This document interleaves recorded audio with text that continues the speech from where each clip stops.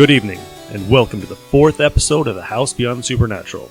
We're an actual play podcast playing games such as Rifts, Beyond the Supernatural, Heroes Unlimited, maybe some Nightbane. We don't know. If you have an idea of a game you would like us to play, leave a comment on our Facebook page. And if you like what you hear, check out our Patreon page and help us give you a better show. So sit back and enjoy the show.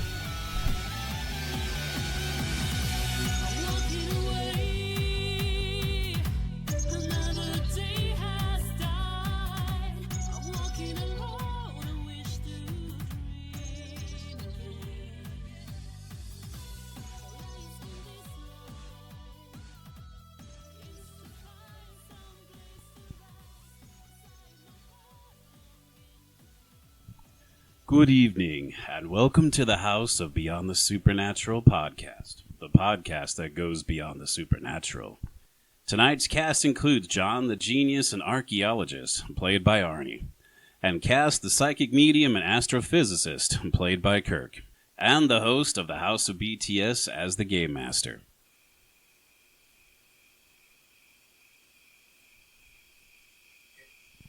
All right, everyone, I'm going to apologize. I do something that's really out of character for me. As all you probably know, I love bringing and working on notes where I can and coming in with good intros and exits and what have you. Well, like a dummy, I seem to have left those notes at the house today. And in my defense, there's been a lot going on, and I was rushed, and somehow they're probably still sitting in my printer. Is probably what it comes down to. So we are going to have a night of pure winging it. I've not done this for the podcast yet, but this should be interesting to see how it goes.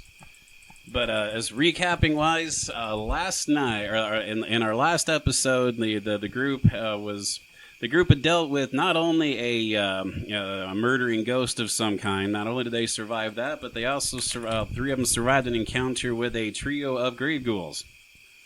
And in the process, they had helped a pack of teenagers, and as they were making their way back to their vehicles, they had seen in the parking lot a set of flashing lights, and it looks like there was a couple of law enforcement cruisers. Well, there was one, and then a second one showed up. One of them, it looked like the county sheriff's department, and the other one looked like a state trooper or state patrol. And where we had left off, the kids had all gone forward to take their lumps, and so the group is now sitting about 300 feet away from the parking lot by the old church. Was where we left off, and now I think this is where these two need to decide where they want to go with that next. And take it away, gentlemen. Hey, John. Yeah. You know how to hotwire a vehicle? Why do you think I would know how to hotwire a vehicle? Because I don't. I don't even know if that's real or just something they do on TV. Well, we gotta figure out And why would I commit a felony for you? Well, we gotta figure out a way to get out of here. You got legs? Wow. All right. Yes, I do, John. We can just walk that away. All right. Let's get out of here. So if I'm understanding this right, you gentlemen are basically talking leaving the van behind, just Leather Toe Express back to town. It's a lot of woods out there and a lot of darkness. You remember you were the one who ran from the grave ghoul, right? Yeah, that's because I'm mauled. Which is precisely why I don't want to go towards the police, because they're going to want to know why I'm bleeding from the scratches. Oh, look, they look like they're made by a humanoid. All right, I guess we're going to go through the woods then, huh? Yeah, we can camp out all night. I don't care. All right. We could crawl up in one of these... No, we better clear out of the area.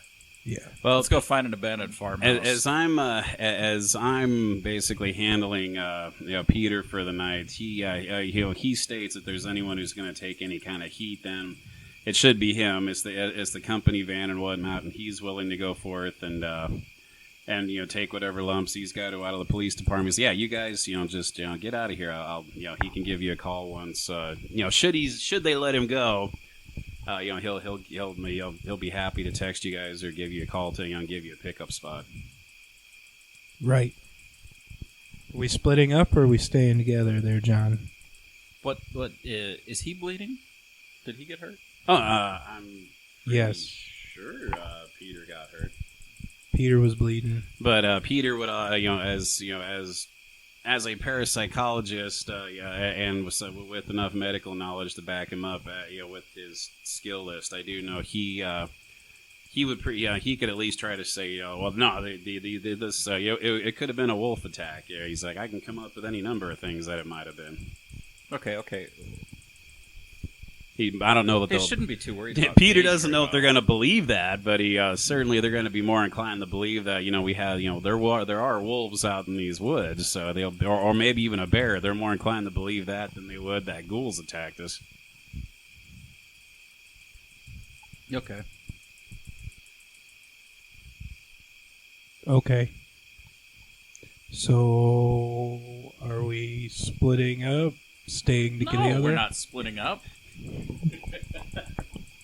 It's dark. What's wrong with you? Why are you always wanting to split up? If I seem to recall, somebody else always wants to split up. I think if I wanted to ever split up, it was just that one time. All right. It was just that one time.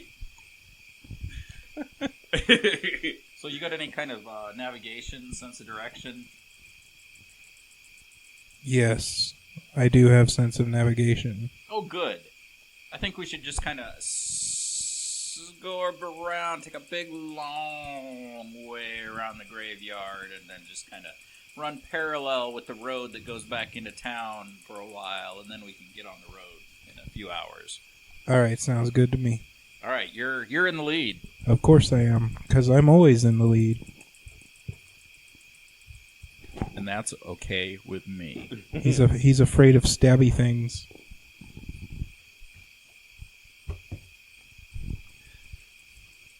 So the two heroes separated from Peter. Peter's going to deal with what may with the two members of the law enforcement, where these two are going around finding a back way and leaving the cemetery and eventually finding the gravel road to start walking back towards town. It is again. It's a full moon tonight. Good, easier to see. See, it is, but the mists are extra thick tonight. A little extra humidity, but otherwise, it is what it is. You're walking on a gravel road in the middle of the wooded hills. And lots of time for you two to talk or get to know one another or keep it silent or anything in particular that you two have to get into while you're out here. Just curious how, you two have basically, there's a lot to process from my point of view. The two of you have really just met each other this evening. In the last couple of hours, you've trespassed onto a graveyard, attacked supernatural beings, and lots happened for you two tonight. And bickered like two old men. But hey, that's camaraderie right there. You're bickering, but it's developing character.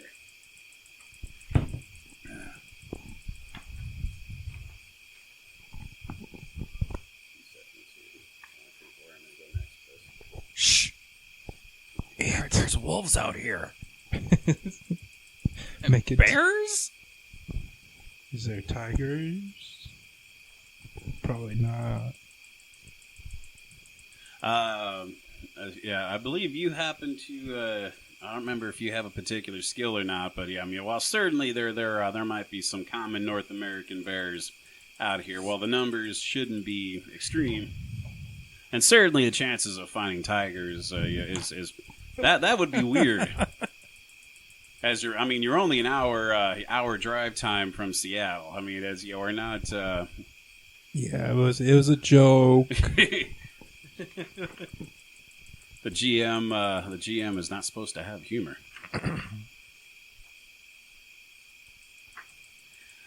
Ah, crap. All right, I'm thinking here I'm going to call an audible for the sake of not having you guys walk in the woods or getting the weird stuff all night. 45 minutes into your walking, Peter has sent you a text stating that he's telling you, asking for you guys to give him a sign so he can find you. Says he managed to get let go with with basically a harsh warning about trespassing in the cemetery again. I would say, if anything, they'd give him a ticket.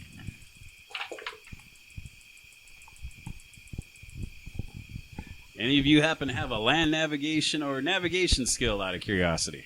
I have astronomy and navigation. That's a good one. Go for it. All right. I'm going to use that to decide which way to go. 27. 27 is good enough for me to state, from what you recall of our journey up here through the gravel road and such, you should have, all Peter should have to do is take himself a right instead of a left, and he would eventually meet you guys, and then you can U-turn and head back to town. Or head back to the warehouse first. So you can relay that. Another 20 minutes go by. You see the headlights of his SUV or van. I don't recall off the top of my head. I think it was a van. The vehicle, the large vehicle, the headlights coming towards you, and it stops. Peter unlocks the door for the both of you to get in. All right, let's get out of here, John. I've had enough of this for one night. So Peter tells a story between the two of them. One of them was really out to, seems to have been really out to get a piece of him, but the other one was good enough to kind of talk him out of it, and basically they let him go with a kind of, as he put it, a harsh warning about staying out of the cemetery during off hours. Beyond that, from there, what we were supposed to go to next was to the Laszlo Society warehouse to drop the items off, or drop the stuff off to Dr. Smythe, and then apparently there was talk of going to the Waffle House afterwards. Yes, we were going to go get some waffles. Drop what off? Sir, there was some bulletproof vests and a box of shivs to drop off to Dr. Smythe. Yeah, we got to get Peter rid of also this. wanted to have a word or two with him. We have to get rid of the stabby things, John. Mine's stuck in a zombie somewhere. Well, I guess we're not getting that one back. Now that I think you did say you just kind of left it in. He did. He didn't you? stabbed it. He stabbed it to the ghoul, and he ran. I do remember this now. Yeah, he just stabbed it and took off. So yeah, they're not getting that one back. Arriving back at the warehouse, Dr. Smythe is already waiting for you. Has the door. Or has the shutters to the shipping area already up? So really, it's just a matter of bringing up your whatever shape your man. It's gonna be a rough night tonight. Dropping off the bulletproof vests or armored vests and the what remaining bone shivs we have. And Dr. Smythe is, and he looks, and he looks particularly happy to see you all. Where he says, "Yeah, I was genuinely concerned. I didn't realize that you all had just met up tonight, and this was a sudden thing." What are you so happy about, you liver-spotted, wrinkled bastard? I'm gonna turn in. What are the odds that this is gonna kill me? Dr. Smythe, he's a little crazy right now. He thinks he's going to turn into a zombie. Oh, John, was it? John? Yeah, you got some antibiotics, Well, no, anti-zombie medication. here, What do you have? Iodine. I- Saw. Do I need to saw off my arm? Oh, please. No, I'm happy to let you know you are not going to turn into anything undead. You're. I feel like I have a fever. Well, And I've got an unusual craving. that I can understand because yes, grave ghoul claws can be particularly filthy. So yes, let's get your wounds washed out and such. But I assure you, you are not going to transform into anything unnatural. So yeah, Smythe will be both he and his secretary are more than happy to help you clean out your wounds and whatnot, and make sure they are properly bandaged. As a matter of fact, I don't have this written down yet, but between the two of them, let's see here, doing a quick skill roll. But the two of them working in tandem, both he and the secretaries, as he asked you kind of debrief about what happened throughout the night tonight. Not only are you properly bandaged and wounds cleaned out, you will heal back 2 SDC from it. Same with you. Both of you are 2 SDC healthier now. This was something, I don't remember if I brought it up in a previous episode, but Arnie and I had a really good discussion about how the medical skills don't seem to, kind of almost seem shortchanged in some ways. And one of the things I wanted to work on was, we should be able to get a little bit more, SDC recoveries and such back than how it's written up, and this is a step towards it. I know it does nothing for Dr. Baldwin, but should he ever return, have it be known. But yeah, Dr. Smythe. I want to thank you all again. I mean, I can't imagine what was probably going through your minds. I sincerely thought that Peter and you all had known each other, far longer than you had, and this wasn't your first adventures or working together. So I'm impressed that all three of you came out as you have. And perhaps not to be too aggressively forward with this, but we have, between a mixture of parties moving to other states and unfortunate death situations or what have you, we are short a few individuals. So someday I would like to call on you two as well as Peter again someday if you would be interested. And that would also mean I would like to have you possibly come by, and we'll have to try to brief you a little more thoroughly on particular creatures and situations in the future. I'm willing to join. Wait, you're glad that we came out as well as we did? Like, what, were you expecting us to die? What is with unexpected deaths of your members, and like how many? Do you have some statistics? Well, when it concerns grave ghouls, those are some of the safest of the lot. These were individuals who faced far sure. worse creatures. What about what kind of deaths did you mention? Well, if you can believe one of them, fact was he was run over by a gremlin in a souped-up vehicle. Another one, I believe, he perished at the hands. He was mauled by hellhounds. And the third, I never actually caught wind of his story, but they said it was natural causes, but I can't be certain. And how often do you have deaths? There's really no way of stating, but it is an unfortunate reality of dealing with the supernatural that it is a dangerous job, but we do it as no one else can. What do you say, John? You want to join? I'm joining. I can promise you this will be anything but a boring venture. I promise you that.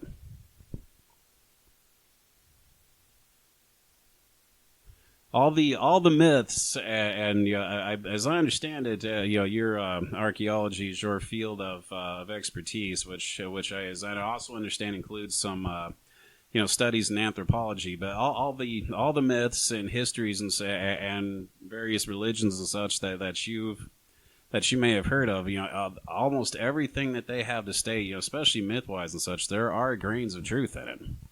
The things that you have learned in archaeology, just imagine over the years to come, and in this line of work, the actual truths that you really could learn. Right.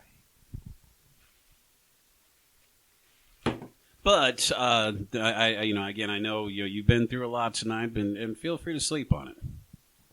he'll hand you both business cards and asks for a number where he can reach you both at should he ever should something come up.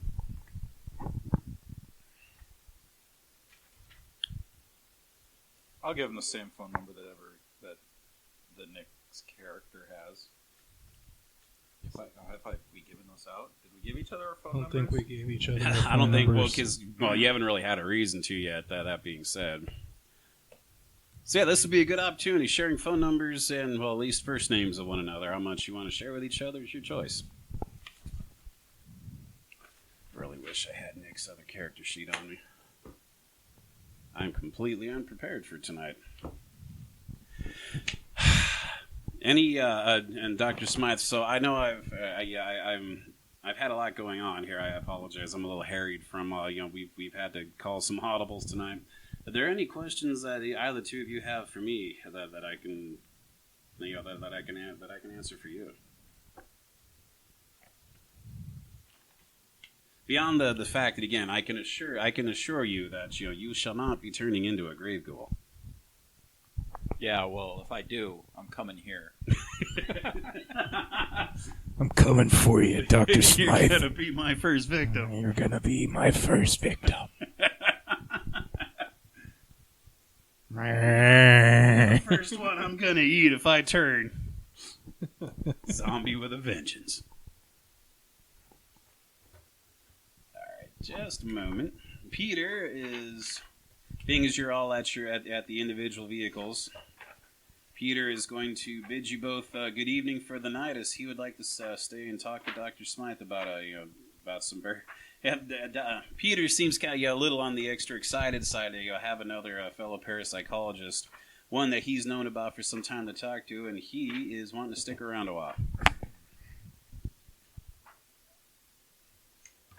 Just a moment, please. So, Waffle House for you two? Both of you calling it a night now? Want to go to the Waffle House, serves, John? you had asked about it in the kid's contents, and I think I brought up last time. He's got a driver's license, he's got a work ID, he had $40 in cash and a condom in his wallet. So $40 would cover a Waffle House venture. Where does he work at? He works. It looks like one of the local fast food establishments. Does he have a student ID? I don't think he did, because he has his own vehicle, so he wouldn't need it. I don't think memories. Last time I haven't been to high school since the '90s, but I still don't think you have to have a student ID to go to school. So unless he needs one for like riding a bus or whatever, I can't think of a reason why he'd have one. Okay, I can't think of whether or not I have school ID or not anyway. No, I say in the day, I think you needed it if you wanted the discount for riding a bus or something like that. But yeah, you had a bus card. Yeah, I think there was that, and I don't think that you could get into sporting events. Okay. See, I think you needed it for stuff like that. Well, I don't think you needed it to go to a sporting event, but again, it would give you like a discount off the ticket price. Yeah. But yeah, it wasn't mandatory. So yeah, you know what? Maybe he goes to a lot of football games or something. Maybe he's a quarterback. Who knows? Let's find out. I may being the slave to the dice, and no, not with an 82%. He does not have one, or at least not in his wallet. Okay. That's official. just his driver's license. So what's his name? If you don't have it. I had it on the form. His first name was Brandon. I remember that. It was one of my phone book pulls. Good enough for now. All right, dinner's on Brandon. All right. I mean, on me. I'm not. Dinner's on John. All right. I don't know who Brandon is. I don't know. Who's Brandon? I don't remember no Brandon. I should try to find Nick a copy of the Box of Nightmares. This has been a good night to have that book on hand. There is a fast food chain. Or no, I think 2 seconds, everyone.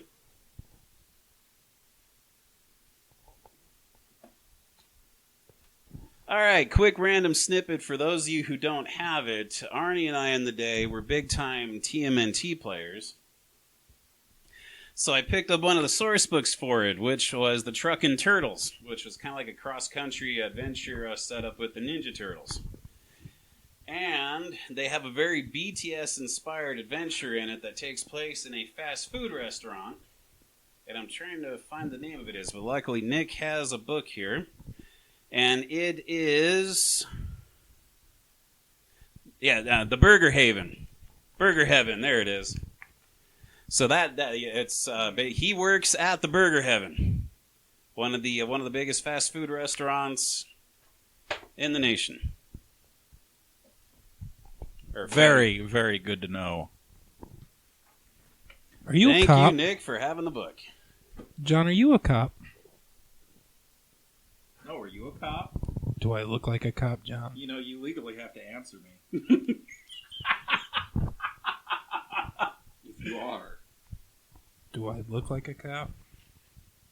You act like a cop. You smell like a butthole. I mean... Maybe that's the Waffle House. The Waffle House is every bit as you've seen any self-respecting Waffle House. Everything seems to kind of have that slight greasy film to it. There's always that smell of waffles and old dough and maple syrup and what have you.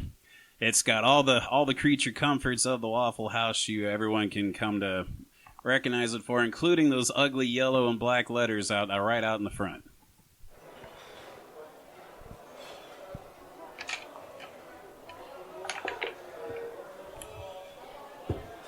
What this is where I almost feel compelled to ask. So, what are you having for a late dinner / early breakfast meal, John? The special. In other words, waffles. And how about you, Cass? What are you having tonight? We're at a Waffle House. Pancakes sound good, but I think I'll have some waffles. Big Mac? Whopper with cheese? Good Lord. So yeah, this will give you both a chance to get to know each other a little better. What you do, where you go. Again, astrophysicist, archaeologist.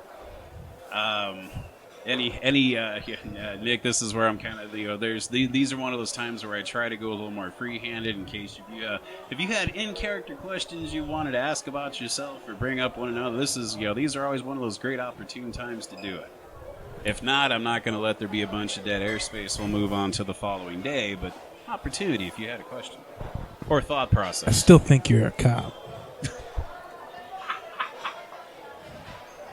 You look like you act like a cop. I'm not paranoid. You're paranoid. You have severe emotional issues that you should continue seeing the doctor about.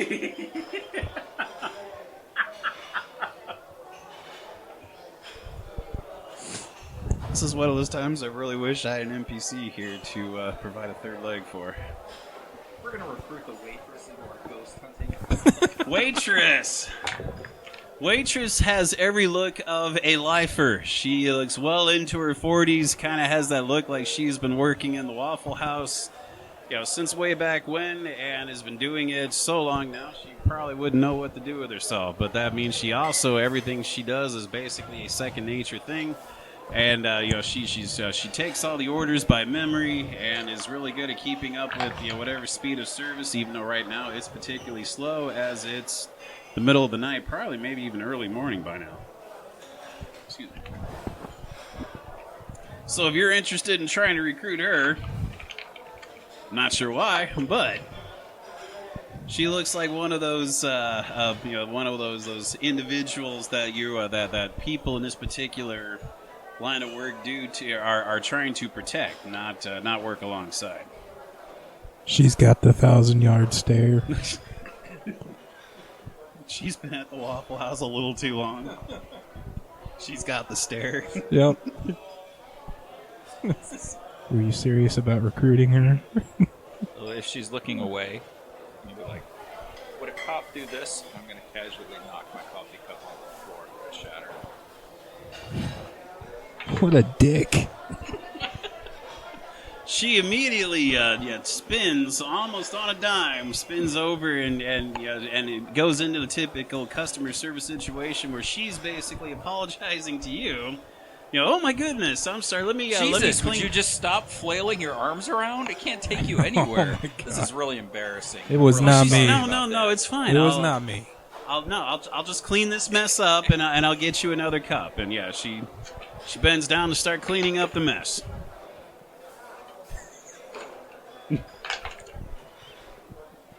Is there anything else I can get either of you boys while That was visual. I motioned to Kirk like my character was going to hawk a loogie, like he was pretending he was going to, and then he pulled away like he wasn't actually going to do it. He was just, never mind. That was very classy. Dude, are you always this big of an asshole? Look, you need to calm down, okay? Perception roll out of the both of you, please.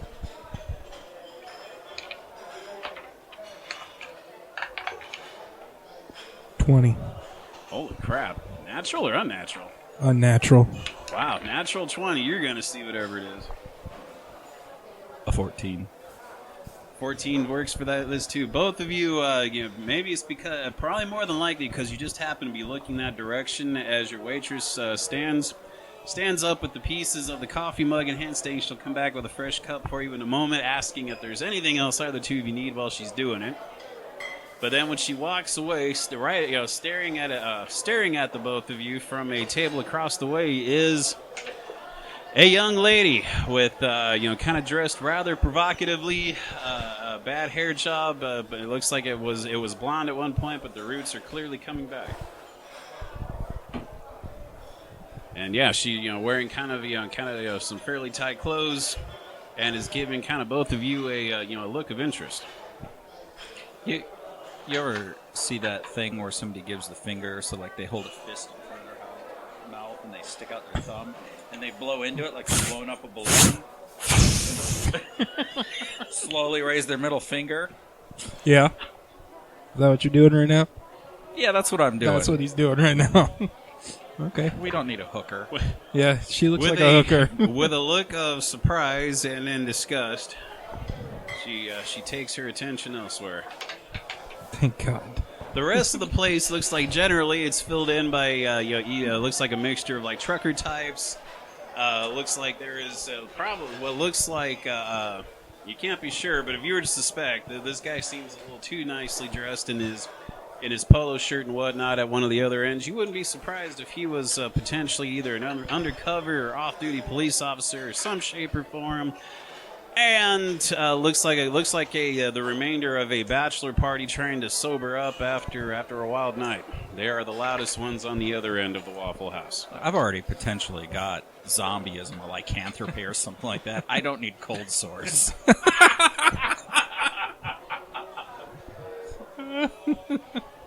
Well, if I recall right, I was pretty banged up pretty good too, so I don't need it either.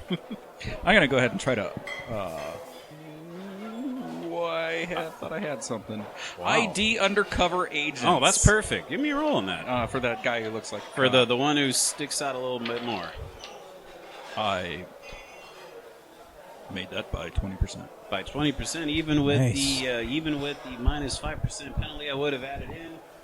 Then he looks. Yeah, you notice even though he's trying to keep it casual, he does look about a little more oftenly. Than a little more. He's looking about a little harder than he should be. He tries to hide it, but you've got him pegged. He's some kind of law enforcement. Why he's eyeing the few individuals that are here? Maybe it's the hooker. Maybe it's one of the truckers. Maybe he's looking at you guys. Hard to say. But he looks around periodically with a little too much of a hard stare. It's a dead giveaway. Good to know. So yeah, either he's current or former law enforcement would be the way to look at it. More than likely current. Why does that guy keep looking at me over there? You know. Winging It is off to a sensational start so far. We're about a half hour into it, and wow, crap. Alright, I'm thinking at this point, probably no reason to continue this one unless you have something you absolutely wants to get off your chest to one another now. If not, I think we're going to move on to having you guys go your separate ways for the night. And probably give you guys a few days off to let some of the scratches heal and see what happens next. Yeah, sure. I think we. No. I'm ready to go home and pass out.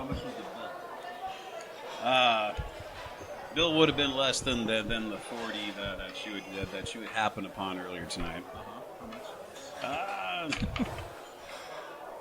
I'm gonna, if the average plate at those things are they're generally pretty cheap joints, so probably like $8 or $9 a piece. So take that and some coffee. You're probably looking at like somewhere between I'll just call like a $25. Is probably what you're looking at.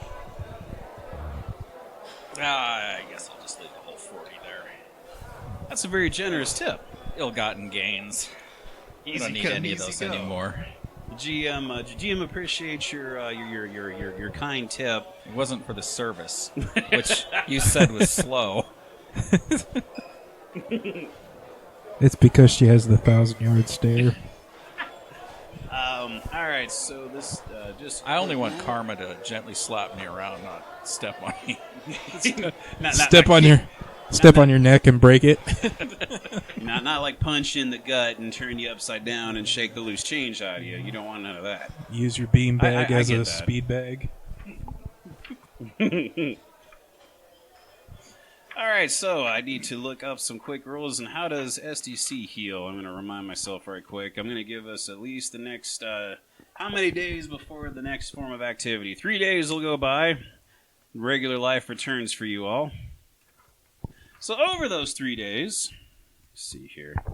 You get 0.5 SDC. Yes, 0.5, 0.7 if it was professional. I'll treat this one as professional treatment because really there's no reason why not. So you would have healed back. Let's see here. SDC points are restored at a rate of 6 a day, so up to 18, 18 points or up to your max, right. Whichever comes first. I'm at -1. Very nice. And you should be happy to know over there, John, that 3 days later you have not turned into a zombie or anything unnatural. I left the door unlocked that whole time just in case, so if I did turn into a zombie, I could get out. I don't want to be a trap zombie. It is important to have, goals and high standards.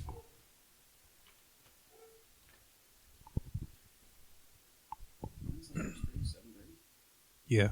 Or we can take it now if you want. Yeah, I'm thinking we're going to take a quick break right quick as I figure out what to do next, and we'll be right back. Quick Q&A thing I wanted to bring up before we got started on the game proper. And that specifically goes into the subject of player shaming. This is something that comes up periodically on various forums, online posts, and I've come across it at my game table from time to time, and as of lately on said forums and posts and such, it's kind of on an uptick. And, I kind of have an example, an ideal example of where to go with this. Some of you may recall in the last episode that John had pickpocketed a high school kid while helping him out. And as the GM, I'm required to ask him about his alignment or doing an alignment check and perhaps ask his reasoning behind his action, but that is it. John took the wallet, I said no more about it, and the game continued, and Kirk also said nothing about it, or questioned him, or called him out about it directly, and this is how it should be.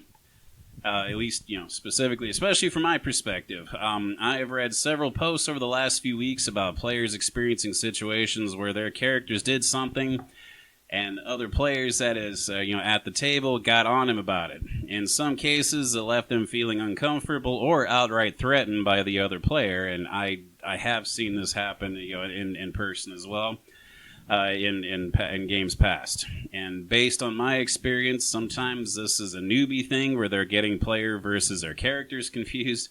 Sometimes I think it's the attacking player is already having an issue with the other player and sees it as a way to snipe and lash out at him. And, well, whatever the reason, I personally do not tolerate it at my game table, and I encourage anyone who's listening to take that the same direction. Basically, this falls under my not making players feel uncomfortable or threatened rule. Regardless of how you feel about a player character's actions, it is not a direct reflection on the players themselves. I've played lots of PCs in the past that did things I would never do in real life, and that's just part of the fun of RPGs. You're role-playing in an imaginary world where no one truly gets hurt. As a GM, I am tasked with questioning why a character might be performing a questionable action or reaction, but as long as the reason makes some kind of sense, even if only to that character, more often than not, I'm going to allow it. There's even times where I've had questionable situations I still let play out, and Arnie will know what I'm talking about here. There was a situation once where one player was playing a 30-something martial artist type, and his character, as a reaction to a smart-ass kid that was, for various reasons, he was 16 years old, was what it comes down to, and this martial artist straight up, backhanded the absolute crap out of this 16-year-old. And it's one of those few times that I've pretty much been caught completely unaware to where I wasn't sure what to say about it. But basically all I could do, I asked if it was in his realm of his alignment, which apparently it was. And and I asked him, well, why would your character do this? Is like, because he just doesn't care, and that's his reasoning, and I went with it. And so I didn't stop it. I didn't reverse time or do anything to state, you can't do that. That's not how this is supposed to happen. So that's, it takes something pretty extreme for me to get, to really get involved and stop a time situation. I haven't done that in years, and I don't expect I'll have that with this group. But still, it kind of brings my point home. Also, this brings up a quick side note on that, where character knowledge can also come into play here. There are times where I will question a character's action if it's in some kind of retaliation or something another character did, even if his character didn't see it or heard about it somehow. This was something I ran into several years ago, and probably one of the last times I really had one of these, where I was running a Rifts group, and all the players were playing thief characters, and as fate would have it, as I'm always a slave of the dice, I usually make rolls for what kind of stuff, one person to another, may end up coming up with. And one of the thieves characters found a really unique, really swing cool toy. It's just how it worked out. And basically, his character reaction was, and none of the other characters were in the same place as him, so he just kind of pockets it and moves on. And one of the players just he just lost his mind about it and went on to a rant and rage about, there's supposed to be honors among thieves in this situation. We're supposed to be sharing and this and that and the other. And the other guy's like, I'm under no inclination at all to share any of this, and really both of them are right. It's kind of a, I tried to mend fences as well as I could with that, because there really was no easy answer, because both of them were right. But that being said, I did end up siding more with the thief directly, because they never really had any in-game discussions about, they have to show and share everything otherwise. But that kind of led into where the other player, got really snipey, and brought that up for various reasons, and really, kind of got lost any sort of cooperative teamwork after that, which was kind of an unfair thing to the rest of the group and really unnecessary. So that's one of those times where I can bring up to everyone, relax. It's only a game. Don't attack the individual players. Have your, if your characters see it and have reason, they can get involved with it and have a discussion. That can make role playing fun. But yeah, I don't like hearing about players attacking others. That's what I have roughly on the Q&A setup, and I will be right back with you.